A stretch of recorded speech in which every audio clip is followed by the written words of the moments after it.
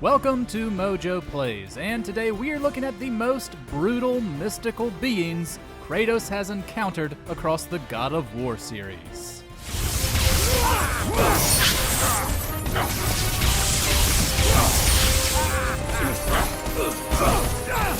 Before we dive in, we publish new content all week long, so be sure to subscribe and ring the bell to get notified about our latest videos. Ares, God of War. Zeus! Do you see now what your son can do? The original God of War and the bane of Kratos' existence, Ares more than lives up to his reputation. The first game ends with a grueling fight against him made up of 3 phases. The first gives Ares access to several high-damage attacks that annoyingly have quite a bit of range, including one with an AoE stunning effect and one where he rapidly rains fireballs down upon you. The second phase puts you in Kratos' damaged psyche as you attempt to save his family from evil doppelgangers.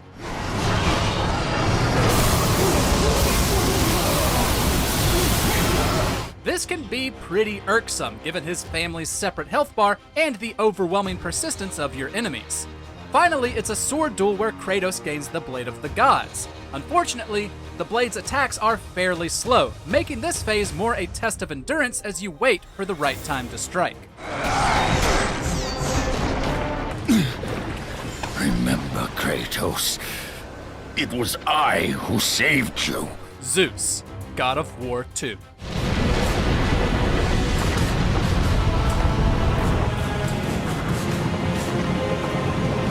Kratos' betrayal at the hands of Zeus, who had championed him against Ares, stung quite a bit, so we were glad to face him at the end of God of War 2. He prefers to play things safe at first, the coward, by growing to enormous size and tossing projectiles while Kratos fights off his minions, Sirens, who have the annoying ability to briefly stun you. However, it's actually when Zeus returns to his normal size that he's the most troublesome.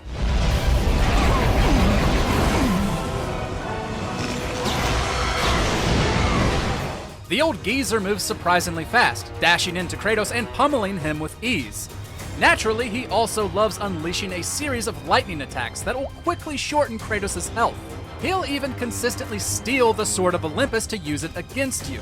Zeus' actions make him easy to hate, but his combat tactics make it even more so. But your torment is just beginning. Syrinx, God of War, Betrayal. Given that this mobile game barely has any bosses, it makes total sense that its toughest is the one who comes last. Syrinx, son of Hermes, is sent by Zeus to stop Kratos' vendetta during the climax. But if you know Hermes was no match for Kratos, you can guess how Syrinx fares. He uses a staff to attack, but with Kratos being the tornado of blades that he is, it isn't too hard to slice and dice Syrinx before he lands a hit on you. His most troublesome quality is summoning loyal Cerberus to divide your attention, which can also easily gang up on you if you're not careful. But if Kratos never lets up, Syrinx and his hellhounds will be mincemeat soon enough. Charon, God of War, Chains of Olympus. Be gone. It is not yet your time, mortal. There will never come a time when we don't hate a self-healing boss. But there are plenty of other abilities Charon has that make this fight difficult. Your first encounter with him is impossible to win, as he'll eventually heal himself and toss Kratos aside. Giving us a taste of his maddening attributes just made us want to vanquish him more. You underestimate me, Charon. This time I will not be so merciful.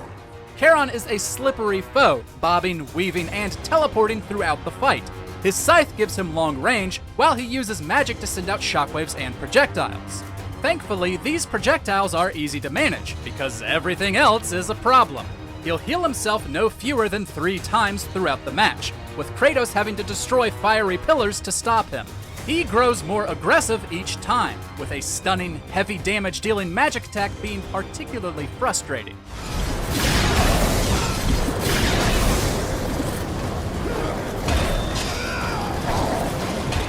Zeus, God of War 3.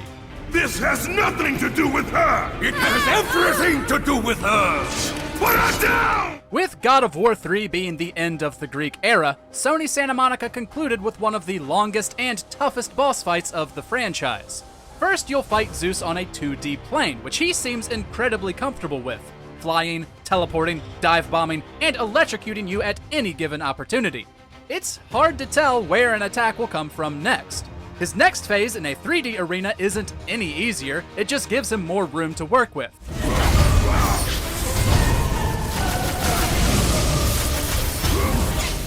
While inside Gaia, he'll frequently use the Titan's heart to heal himself.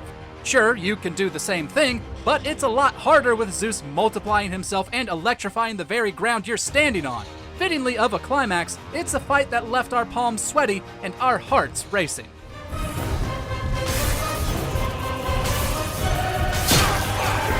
Thanatos, God of War, Ghost of Sparta. Now is the time, Kratos. The beginning of the end. Ghost of Sparta doesn't have a lot of boss fights, and the ones it does have aren't too difficult. However, Thanatos, the final boss and god of death, is certainly the most challenging, even if Kratos does have his brother Deimos to lend a hand. Thanatos will switch between his human and beast forms throughout the fight. Naturally, his attacks grow more aggressive with each transformation. His human form carries a big sword that can deal a deadly 3-hit combo and will fly out of reach just to grapple you or your brother.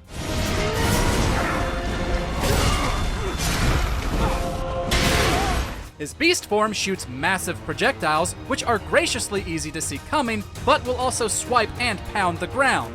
He still kills poor Deimos, which makes beating him that much sweeter.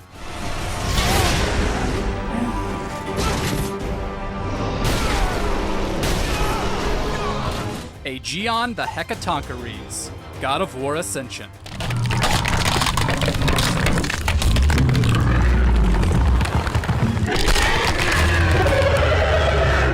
Often and correctly thought of as the black sheep in the God of War family, Ascension's boss fights are even less challenging than those in Ghost of Sparta. In fact, the one who gave us the most trouble was Aegeon, the very first one.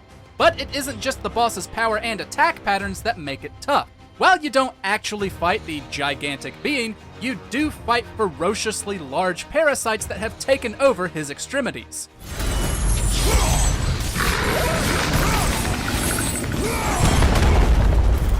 He's one of the largest enemies Kratos has ever faced, and part of the fight's difficulty comes from the camera pulling way out to show his scope while making Kratos look like an itty-bitty ant.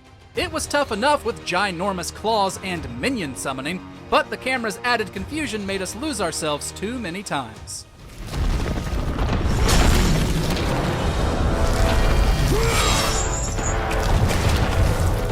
Sigrun, God of War. Heal the wounds of both mortals and...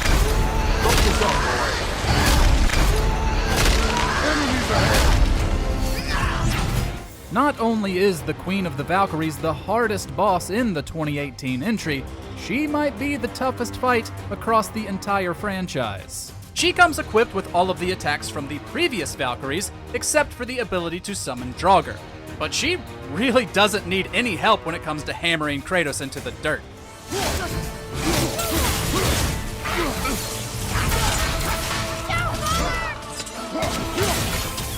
While you're used to seeing these attacks by now, Sigrun's are much stronger, and she pulls them off so quickly you'll hardly have time to register what's happening before you're dead. Scythe slices, boot stomps, deadly projectiles, and more will all deplete Kratos' health bar almost immediately, even on easier difficulties. Sigrun succinctly showed how she earned her crown.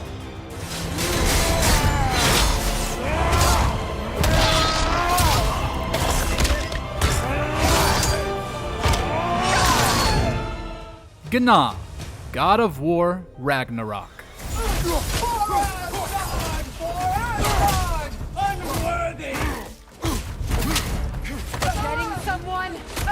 We have to give a special mention to the Berserker King, who some feel is the most challenging fight Ragnarok has to offer. But for us, a Valkyrie Queen once again takes the prize. As Odin's new right-hand woman, players face Gná at the end of the post-game story. Naturally, she has a power level of 9, which means you should too if you hope to defeat her. She's got several unblockable attacks and grabs that will demolish your health bar if you're not careful. But she'll switch things up with projectiles too. She's hard to read and pummels you with damage from a variety of ranges in order to overwhelm. She's on par with Sigrun, which makes total sense for a queen.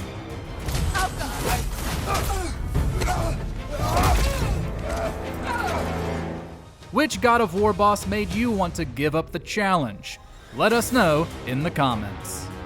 After all you have sought, after all you have sacrificed, it ends in another stunning failure. Thanks for watching. If you enjoyed the video, there's more where that came from.